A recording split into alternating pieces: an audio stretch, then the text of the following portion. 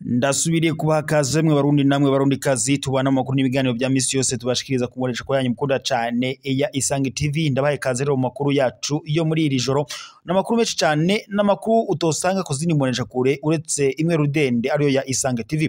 Ndabahaye mwiriwe rero abandi ndabahaye mwaramutse bivanye naho muherereye iri niteka n'umunezero ntangere byo gusubira kubana namwe mwanywanyi tubana makuru n'ibiganiro bya misi yose tubashikiriza kuri n'umbonesha ko yanyu mukunda cyane ya Isange TV. Ndabaye kaze rero mu makuru yacu iyo muri iri joro. Dore rero zimwe mu nkuru amakuru yacu araza gushimikira ko turanyarukira ngaha mu Burundi. Nyuma yuko rero umunyamabanga mukuru w'umugambwe CNDD-FDD Reveriyano Ndikuriyo arwaye ndetse agacajanwa mu bitaro bitandukanye kuvurirwayo, haravuzwe amajambo menshi, bamwe bagira bati Reveriyano Ndikuriyo yahawe isumu n'umukuru w'igihugu cy'u Burundi Evariste Ndayishimiye, abandi nabo ngo iyo yarahawe isumu n'umutambukanyi w'umukuru w'igihugu cy'u Burundi Angeline Ndayishimiye. Sibyo byonyine kuko abandi banasiguraga ko ngo yoba yarahawe isumu na Rajabu Hussein Rajabu, ngo yoba ari we yamuhaye isumu kugira azomusubirire mu kibanza c'umunyamabanga mukuru w'umugambwe CNDD-FDD. Byaravuzwe cyane ubwo Reveriyano Ndikuriyo amagara ye atari yivaje neza agaca ajanwa mu bitaro muri Kenya, nyuma yaho akaza kwimurirwa i Dubai. Nyuma y'ayo majambo yose rero bagiriza umukuru w'igihugu cy'u Burundi Evariste Ndayishimiye ko yoba ari we yaba yarahaye isumu umunyamabanga mukuru w'umugambwe CNDD-FDD Reveriyano Ndikuriyo.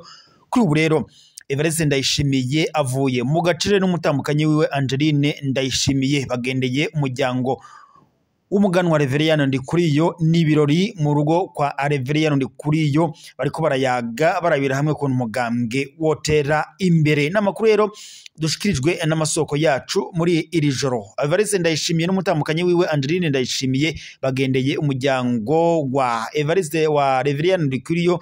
Kuri ubu rero bakiriwe mu rugo rwa Reveriyano Ndikuriyo n'ibirori n'umunezero mu rugo rwa Reveriyano Ndikuriyo, barayaze n'ikiyago kinezereye amatwi ndetse n'ibintu binezereye abarundi n'abarundi kazi na cane cane abo mu mugambwe CNDD-FDD.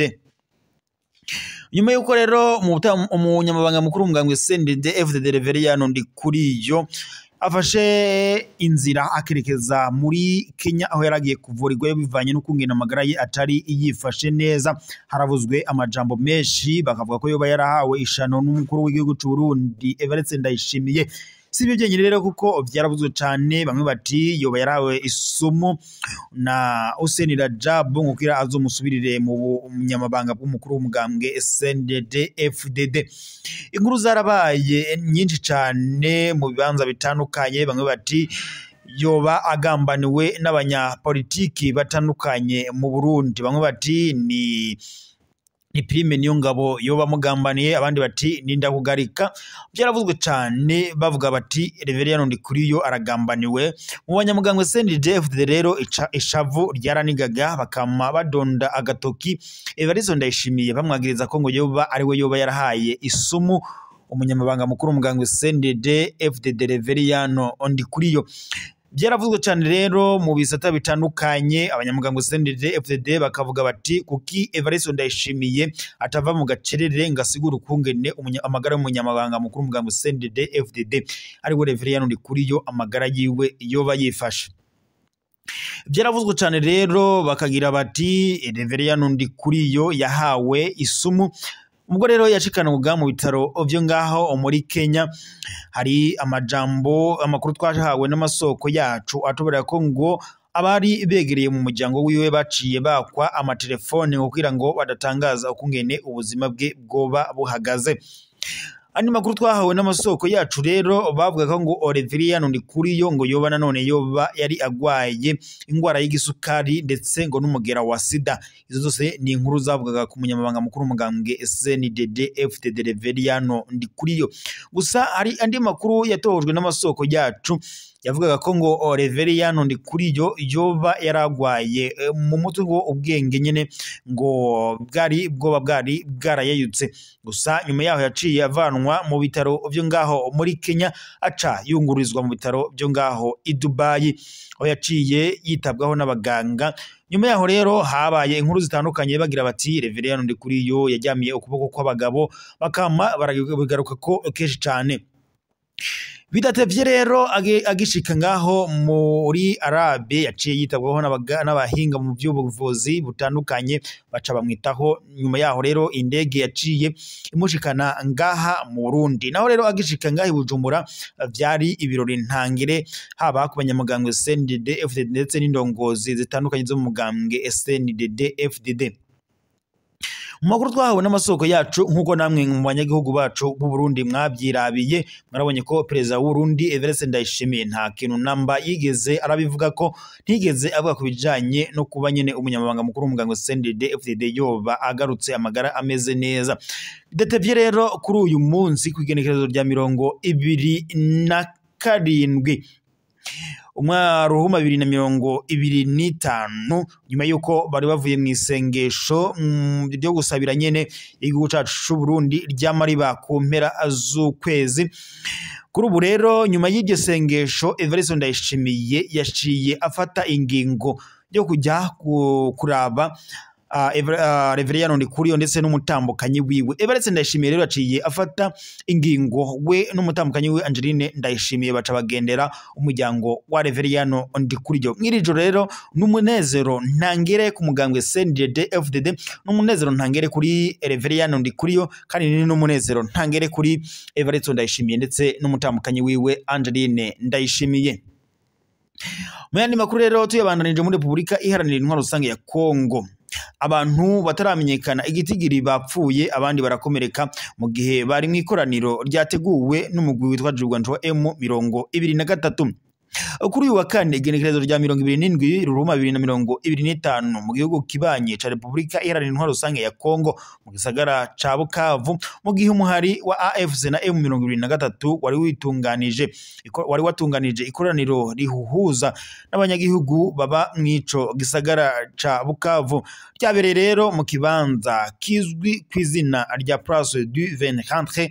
Hakaba rero habaye uguturika kw'ibisasu maze abantu bataramenyekana igitigiri barapfa abandi nabo ngo barahakomerekera.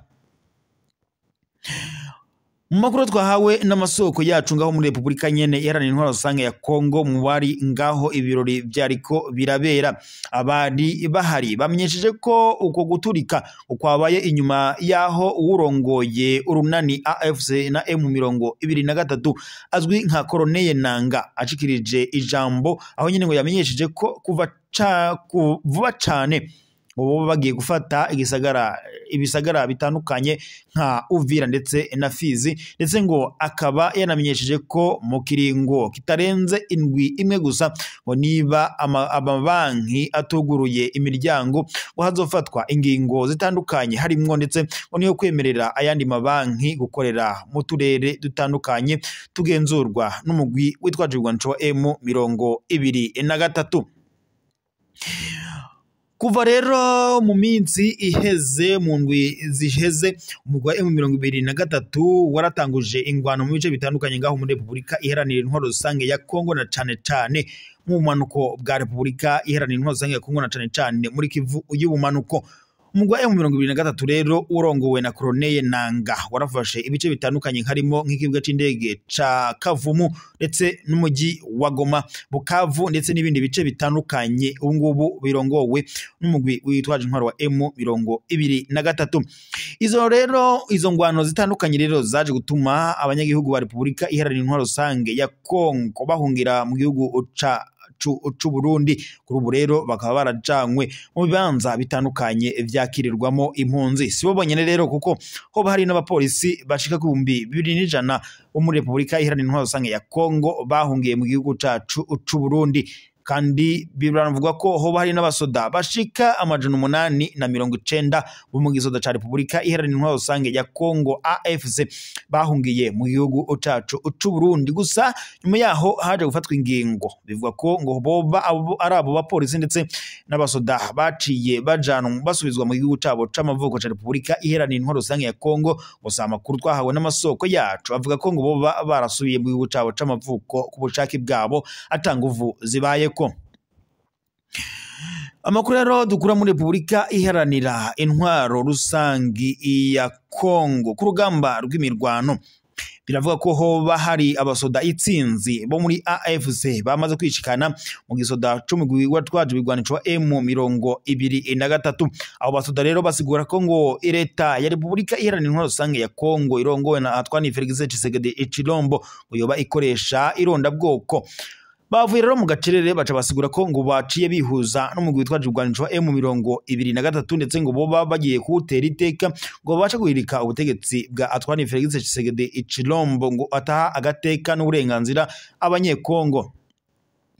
Umugwi wa M23 kuva kongera kubura intwano mu mpera z'umwaka wa 2021 uramaze gufata ibice bitandukanye muri Republika Iharanira Intwaro Rusange ya Kongo.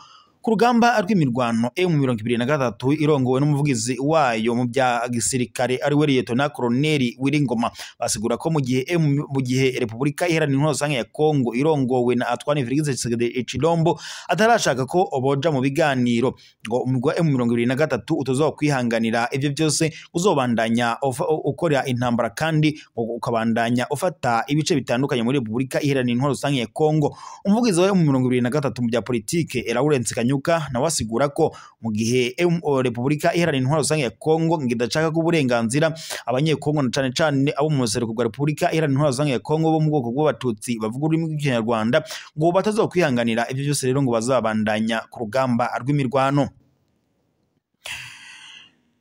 Republika rero Iharanira Intwaro Rusange ya Kongo yama isabwa ko yoja mu biganiro ndetse n'amakungu mu minsi iheze ishirahamwe ry'umuryango wa Afrika y'ubuseruko EAC inama yarateranye iraba yiga ukungene umutekano wo kongerezwa muri Republika Iharanira Intwaro Rusange ya Kongo. Yasabye Perezida Antoine Felix Tshisekedi Tshilombo ko yoja mu biganiro n'umuhari wa M23. Gusa mu byo Antoine Felix Tshisekedi Tshilombo yemeye ntago yigeze yakwemera iyo ngingo yuko yaja mu biganiro n'umugwi witwaje ubwanisho wa M23. Yasiguye ko ngo yoba ahubwo agiye gutanguza intambara yakasa mutwe ndetse agahangana n'umugwi witwaje intwaro wa M23.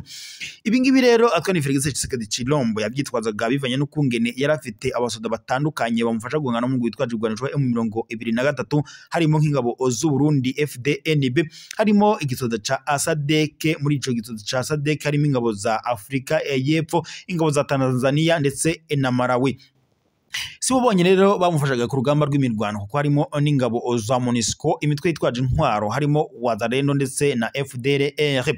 Gusa Perezida Antoine Felix Tshisekedi Tshilombo mu bigaragara nuko urugamba ahanganye ari we wenyene yo akabaye arufata mu minwe akamenya ibibazo bya Republika Iharanira Intwaro Rusange ya Kongo. Ababandanya rero barabira hafi iby'urugamba rwa Republika Iharanira Intwaro Rusange ya Kongo ndetse n'abahinga mu bya politike baratera kamo Perezida wa Kongo Antoine Felix Tshisekedi Tshilombo kuba ngo yofata mu minwe ikibazo k'intambara iri mu museruko bwa Republika Iharanira Intwaro Rusange ya Kongo. Ibyo kandi biruko mu gihe Afrika y'Epfo irongowe na Cyril Ramaphosa yamaze gufata ingingo ko agiye kuvana abasoda biwe muri Republika Iharanira Intwaro Rusange ya Kongo. Ivyo kandi bibaye mu gihe mu minsi iheze hari abasoda bashika 14 ba Afrika y'Epfo baguye ku rugamba rw'imirwano ubwo bari bahanganye n'igisoda c'umugwi witwaje ubwanisho wa M23 ngaho muri Republika Iharanira Intwaro Rusange ya Kongo.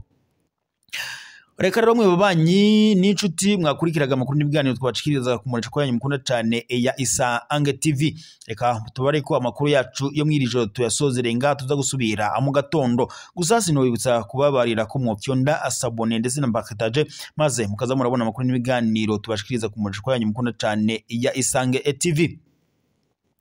Reka kandi dutire yambu abadukurikira bari mu bice bitandukanye bigize igihugu cacu c'u Burundi nk'abari mu ducimbiri dutandukanye ibisagara bitandukanye amazone atandukanye intara zitandukanye zigize igihugu cacu c'u Burundi mwese turabahaye yambu ntitwobora gutera yambu tunifuriza ijoro ryiza abari mu bihugu bibanyi nk'u Rwanda Republika Iharanira Rusange ya Kongo Ubuganda Tanzania Mozambique Malawi Zambia Zimbabwe ndetse n'ahandi ijya nino hatandukanye haba abari mu makungu yo hakurya y'ibiyaga binini nk'abari muri Amerika Australia ndetse n'abari ngaho Iburaya mwese turabateye yambu mubandanye mugira ijoro ryiza amakuru yacu rero yo mwiri joro reka tuyasozerere ngaha turaza gusubira mu gatondo mu makuru turaza kuba dushikirizwa n'imbonesha ko yanyu ari nayo yacu mukunda cyane ya Isange TV imbonesha kure imwe rudende ibashikiriza amakuru n'ibiganiro utosanga ku zindi mbonesha akure nimugire rero ijoro ryiza turaza gusubira mu makuru ya mu gitondo.